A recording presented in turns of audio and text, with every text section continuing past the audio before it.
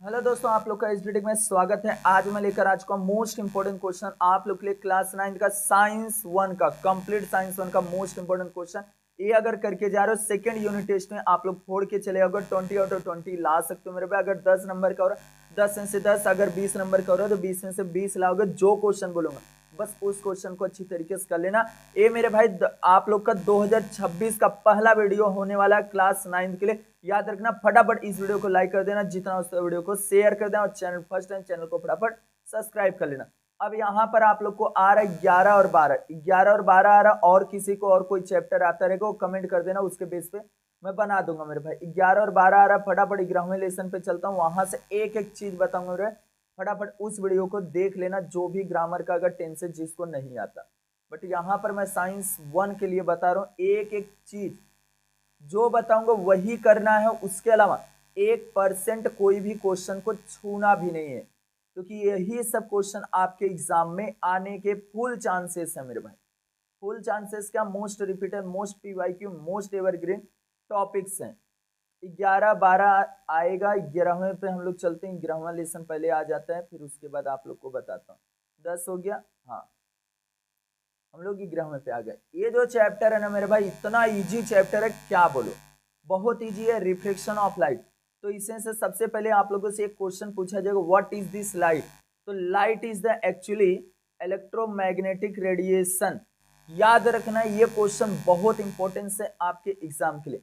उसके बाद आप लोग को यहाँ पर व्हाट इज दिस मिरर आएगा। व्हाट इज दिस मिरर, तो आप लोग को सिंपल तरीके यहाँ से यहाँ तक करना, और इसको मैं थोड़ा सा ऊपर ले लेता हूँ।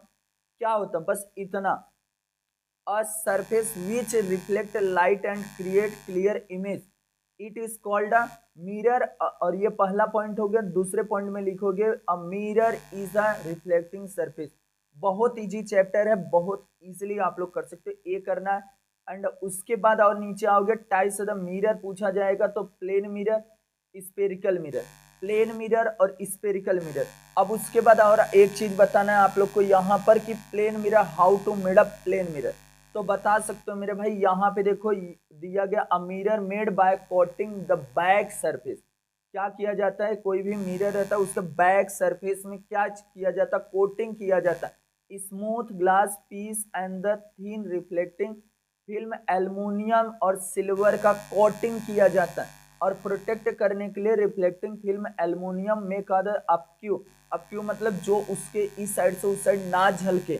Another coat other substance like this lead oxide. किसका यूज किया जाता है मेरे भाई, लीड ऑक्साइड का बाहर के साइड से पूरा किया जाता है। तो इतना कर लेना, बहुत इंपॉर्टेंस आपके एग्जाम के लिए। एंड अब उसके बाद ये वाला कुछ भी नहीं करना, बस इतना समझ लो, इंसिडेंट आने वाली किरण को बोला जाता है रिफ्लेक्टेड रे। उससे जो टकरा के जाए ना मेरे भाई, रिफ्लेक्ट होकर, देखो यहाँ पर ए मिरर है, ए प्लेन मिरर है मेरे भाई। अब ये जो आ रहे इंसिडेंट है, और जो यहाँ से एक साइड जा रही इससे टकरा के, उसको बोलते हैं लोग रिफ्लेक्टेड रे। याद रखना मेरे भाई, बहुत इंपॉर्टेंस है। एक्सप्लेनेशन के साथ में आप लोग को बता रहा हूँ, इसके लिए फटाफट वीडियो को लाइक, जितना उससे वीडियो को शेयर। एक क्वेश्चन यहाँ से आ सकता है, ये वाला, बस इसको अच्छी तरीके से रीड कर लेना, बहुत इंपॉर्टेंस है। एंड उसके बाद और नीचे हम लोग चलते हैं, यहाँ पर हाउ टू, ऐसा बोला जा सकता है कि how many types the spherical, there are 2 types spherical. कौन कौन सा, कनकेव मिरर, कन्वेक्स मिरर। बहुत इजी है मेरे भाई, ध्यान से सुनो। अब यहाँ पर आप लोग को ऐसा बोला जाएगा कि आप लोग को कैसे बनेगा क्या चीज, spherical mirror, how to made up spherical mirror. तो सिंपल तरीका यहाँ से एक चीज समझ लेना, एक अगर बॉल को हम लोग ले लेते हैं, बॉल को लेने के बाद अगर उसको हम लोग बीच में से कटिंग कर लेते हैं, एक साइड बाहर हो जाता है, थोड़ा सा पुफेड होता है। पुफेड का मतलब फुला हुआ दिखेगा, एंड अंदर साइड क्या होगा, खाली जगह रहेगा। अब दोनों साइड हम लोग क्या करने वाले, शाइनिंग सब्सटेंस। शाइनिंग सब्सटेंस का मतलब होता है जिसमें क्या हो, चमकने वाली कोई चीजें हो, वो चीज दोनों साइड हम लोग क्या करेंगे, लगाएंगे। इससे क्या बन जाएगा, हमारा स्फेरिकल मिरर बन जाएगा। बट 2 टाइप्स के स्फेरिकल। अब देखो, एक कनकेव मिरर बनेगा, एक कन्वेक्स मिरर। कनकेव मिरर उस मिरर को बोला जाता है, देखो एक एक पॉइंट थोड़ा सा माइनर चेंजेस है, कि जैसे कि if the inner surface spherical mirror is the reflecting surface, ऐसा बोला जा रहा है। If the inner surface, inner surface मतलब जब इसे कटिंग किए तो अंदर वाले पार्ट से क्या हो रहा है, स्फेरिकल मिरर का रिफ्लेक्टिंग सरफेस है। Then it is called concave mirror. और अब दूसरा कन्वेक्स मिरर क्या होगा, आउटर, आउटर मतलब बाहर के साइड में जो चीजें हैं, बाहर के साइड में पुफेड है, थोड़ा फूला हुआ, बस यहाँ पर देखो outer surface a spherical mirror reflecting surface. मतलब पहले वाले में कनकेव वाले में क्या था, सिंपल तरीका, इनर सरफेस से रिफ्लेक्टिंग हो रहा था, इनर सरफेस से रिफ्लेक्टिंग हो रहा था। जो स्फेरिकल मिरर था वो चीज हो गया हमारा क्या, कनकेव मिरर। और जो यहाँ पर कन्वेक्स मिरर है, बाहर साइड से क्या हो रहा है, रिफ्लेक्ट हो रहा है, इधर पोफिड जो है, जो फूला हुआ उससे रिफ्लेक्ट हो रहा है, उस चीज को हम लोग बोलते हैं यहाँ पर कन्वेक्स मिरर। ये दोनों का इतना बेहतर करना, इनके यूजेस कर लेना कनकेव कन्वेक्स का, और दोनों का क्या करना है, डिफरेंट बिटवीन करना है, दोनों का डिफाइन करना, बहुत इंपॉर्टेंस है, वेरी वेरी आईएमपी इस चैप्टर का टॉप क्वेश्चन। अब आप लोगों से एक पोल पूछा जा सकता है, centre of the curvature, centre of the curvature किसको बोला जाता है, सी को।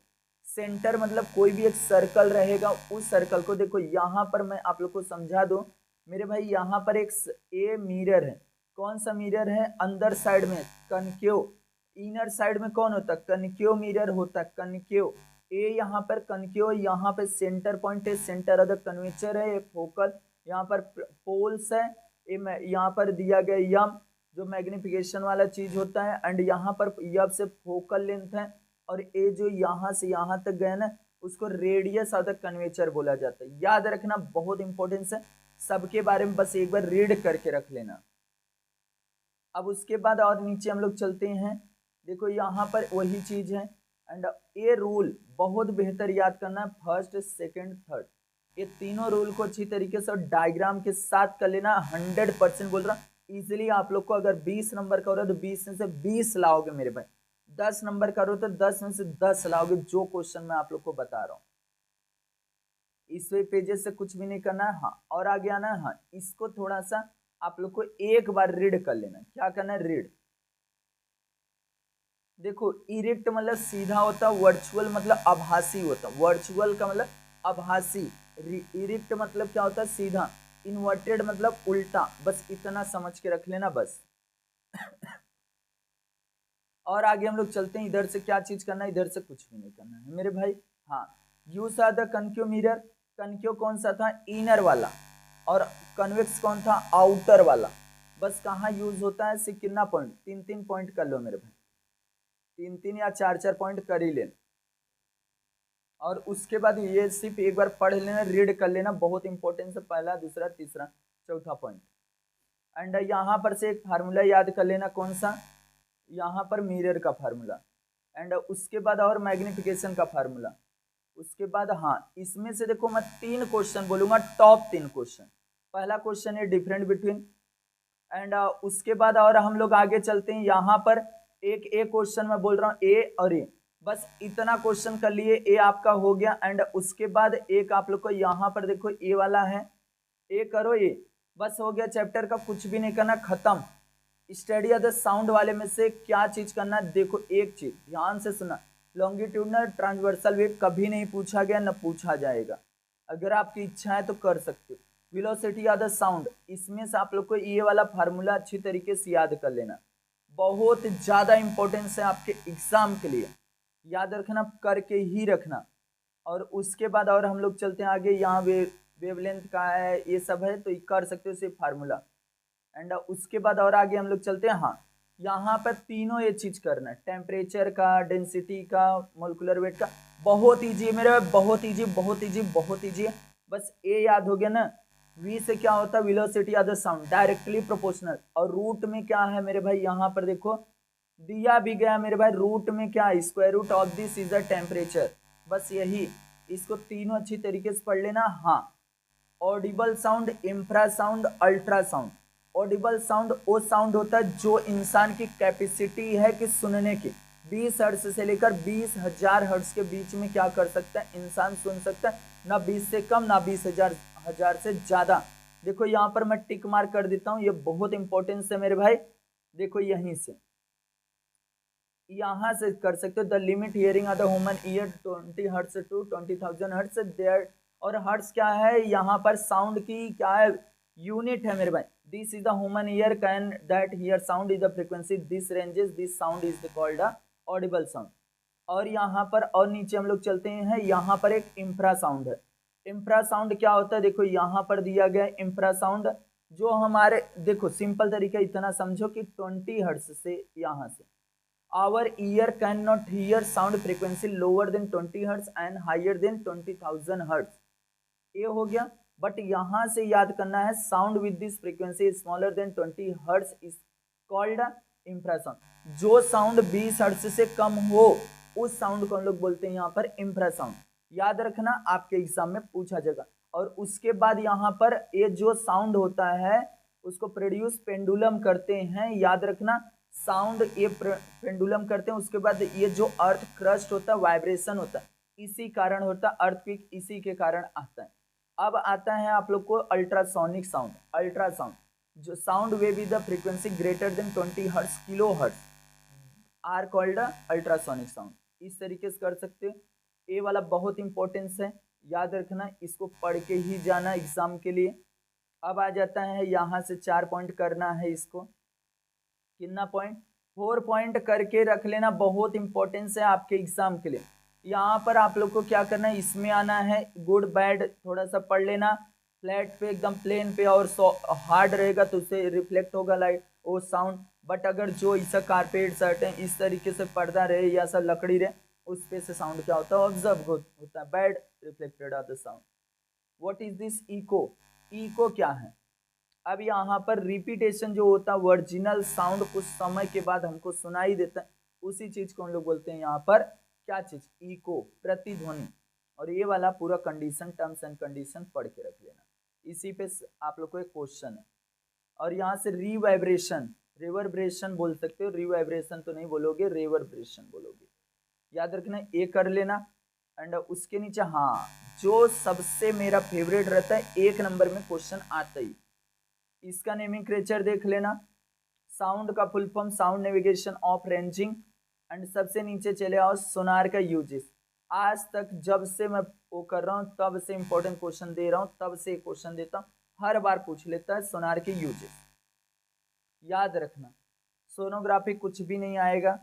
एंड हाँ, ह्यूमन ईयर का तीनों नाम याद करना है और इनको एक्सप्लेन करना रहेगा। तो ये तीनों कंडीशन है, तीनों एक्सप्लेन कर सकते हो। अब इसे सवाल नहीं आएगा मेरे भाई सवाल का टेंशन मत लेना 1% भी। हाँ, अब इससे ऑब्जेक्टिव कर लो, फिलिंग द ब्लैंक्स कर लो। एंड हाँ, ये तीनों क्वेश्चन करना है, ए वाला सबसे पहले ये दोनों, फिर ये भी, तीनों क्वेश्चन बहुत इंपॉर्टेंस है। और इसमें से कौन सा है? ए वाला पहला करो। एंड उसके बाद एक क्वेश्चन यहाँ से ये वाला। इस तरीके से मेरे भाई मैं आप लोग को कंप्लीट साइंस 1 का मोस्ट इंपोर्टेंट क्वेश्चन 2026 का पहला वीडियो आप लोग के लिए बना दिया हूँ। फटाफट वीडियो को लाइक एंड शेयर और चैनल को फटाफट सब्सक्राइब कर लो। और नेक्स्ट वीडियो कौन सा चाहिए उसे कमेंट कर देना। सब्सक्राइब करना कंजूसी नहीं करने का मेरे भाई, क्योंकि बहुत जल्द हम लोग 100K के बहुत नजदीक आ चुके हैं। फटाफट सब्सक्राइब करोगे 100K बहुत जल्द आप लोग के ही एग्जाम में हो जाएगा।